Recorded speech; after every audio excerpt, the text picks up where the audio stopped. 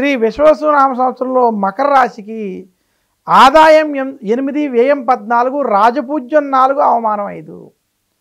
మకర రాశి వారికి శ్రీ విశ్వావసునామ సంవత్సరం చిలకమర్తి పంచాంగరీత్యా దృక్ సిద్ధాంత పంచాంగ గణితం ఆధారంగా ఈ రకమైనటువంటి గ్రహస్థితి ఉంది. మకర రాశి వారికి ఈ సంవత్సరం ఏలినాటి శని సమాప్తం అయినప్పటికీ, శని తృతీయంలో అనుకూలంగా ఉన్నప్పటికీ, మకర రాశి వారికి శత్రు స్థానంలో బృహస్పతి సంచారం, వాక్ స్థానంలో రాహు అష్టమకేతు ప్రభావం చేత జాగ్రత్తలు వహించవలసిన సంవత్సరం మకర రాశికి. మకర రాశి వారు మాకు ఏలినాటి శని అయిపోయింది, అంతా బాగానే ఉందని మాత్రం ఈ సంవత్సరం అనుకోవద్దు. శత్రు బాధ, శత్రు పీడ ఈ సంవత్సరం పెరగబోతోంది మకర రాశికి.